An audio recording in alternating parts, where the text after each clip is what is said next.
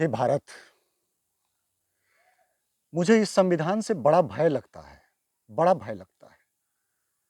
क्योंकि कई बार वो अपनी रक्षा करने में खुद असफल रहा है, कई बार असफल रहा है। तो फिर हमारी रक्षा क्या वो खाक करेगा? हिंदुस्तान को हम उसके हाथों से छीनकर बड़े खुशनसीब हो रहे थे, बड़े खुशनसीब हो रहे थे कि तभी बँटवारे की एक लकीर से हिंदुस्तान बेहोश हो गया, बेहोश हो गया। संतोष की छिड़काव से हम खुद को संभालते कि तभी अचानक भारत के एक पागल विधाता ने, एक स्वघोषित विधाता ने सार्वजनिक तौर पर कि यदि कुत्ते चाहें तो यहां भी रह सकते हैं। कुत्ते रुक गए यहां पर।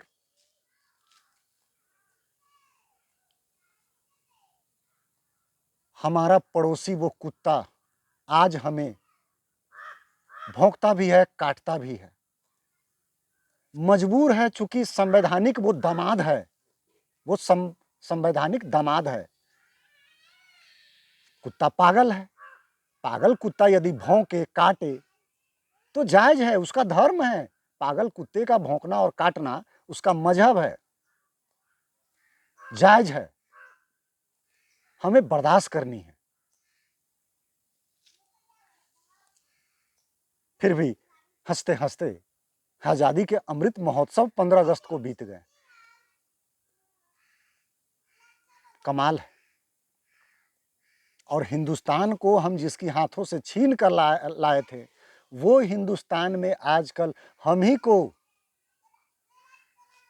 झूठ बता रहा है, मुझी में डूबकर हमारी खमियां गिना रहा है।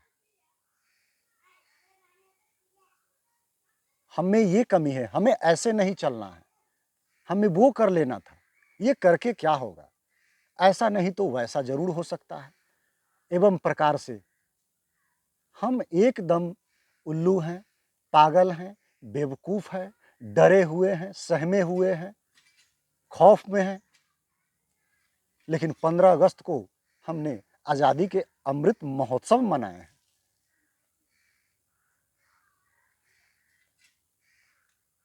हमारे बच्चे धार्मिक उपदेश, गीता रामायण जो भी है, उस पर अमल नहीं करेंगे। संवैधानिक चाबुक है, ये संवैधानिक दीवार है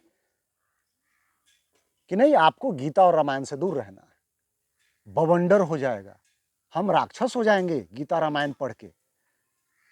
हमारे बच्चे पाठ्यक्रम में के जरिए इन सब चीजों से अलग ही रहेंगे, पाठ्यक्रम में है ही नहीं। और हम अभिभावक दिन भर मजदूरी करते हैं, कमाते हैं, पसीना बहाते हैं, भर पेट भोजन की जुगाड़ करते हैं, लाते हैं, खुद खाते हैं, पूरे परिवारजनों बच्चों को खिलाते हैं और सो जाते हैं। समय कहाँ मिलता है कि हम अपने बच्चों को गीता का उपदेश बताएं, रामायण के राम जी के चरित्र के बारे में समझाएं। अगर ऐसा हो गया तो समाज में विद्रोह हो जाएगा।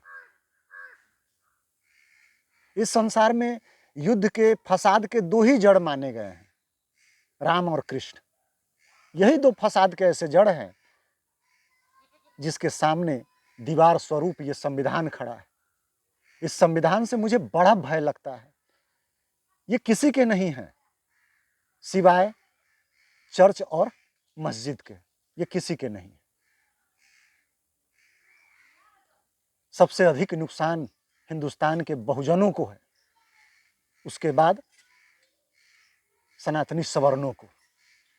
जब ये दो दुर्ग ढह जाएंगे, फिर बताइए भारतवर्ष का नींव, भारतवर्ष की ख्याति कब और कैसे टिका रहेगा, ये मुझे समझ में नहीं आता है। इसलिए कहता हूं, मंथन और चिंतन करने का जो स्वरूप चेंज होना चाहिए वो हो जाना चाहिए। हमें अब और इंतजार नहीं करने हैं, हमें सुर बदलने हैं, टोन बदलने हैं। नहीं तो ये जो जीता जागता मोबाइल है ना, मैं और आप तोड़ दिए जाएंगे। किसी ताबूत में बंद कर दिए जाएंगे, कबाड़ में बेच दिए जाएंगे, कोई कुछ नहीं कर पाएगा। सावधान रहिए, सचेत रहिए और खुलकर लिखिए, बोलिए। जय श्री राम।